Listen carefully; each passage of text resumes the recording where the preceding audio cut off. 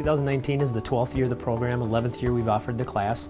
We're our own self-sustaining program here, which is kind of unique, especially in the state of Minnesota. So our combined effort with the Rochester Police Department and our Sheriff's Office, the CIT program is a combined effort between the two of them. So this week with the classes, it's a full 40-hour class, spans 4 days, including both lecture and role plays.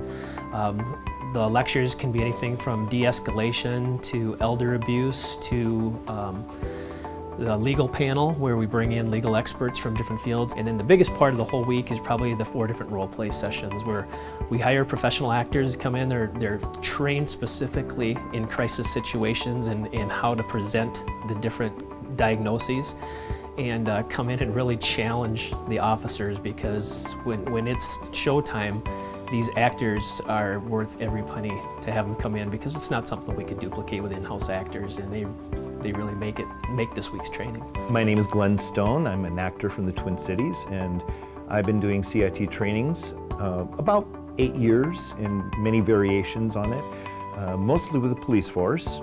And the reason that I do it is because it's one of the few ways that an actor can actually contribute back to the community. It's very rewarding to know that in our work we might actually be able to save a life or save somebody from being hurt out there, and that things are done in a way that everybody turns out fine in the end, that nobody gets harmed in any way, that there's follow-through. We have meetings with the actors before we start. We go over the role play scenarios. The actors actually come down with prepared role plays that we've had some input on, but really they're the ones that flesh it out. And we go over the role plays to make sure that if there's any nuances that we need to understand or something that we need to get across to the students, so that coaches know that beforehand. The main system is sting and reward. So if they're doing something that's not going to work, that's the sting, and that's turning away from them. That's even just like shut up or whatever it is, to tell them that you did something wrong there.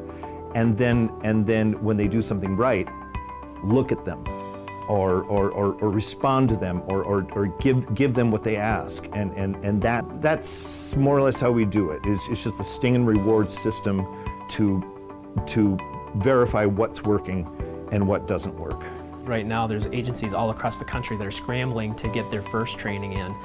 Haven't been able to say we've been doing it for 12 years and we sustain it on our own. It's a pretty big deal for us.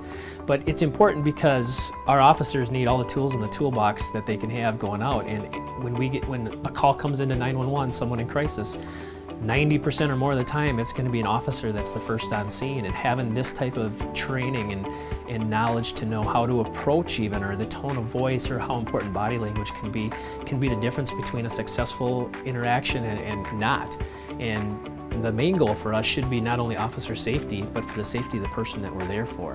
And this training really tunes us into what that needs to be. So everything from the initial response to the end result, in order to help people, then it's totally worth this week. After we do these exercises and such, they feel like I was there. This really happened. And then even more so, I've heard a lot of reports about, believe it or not, that following year or that following month, that exact same scenario came up. I did exactly what I did during the whole training, and it worked. And it's the best thing you can hear.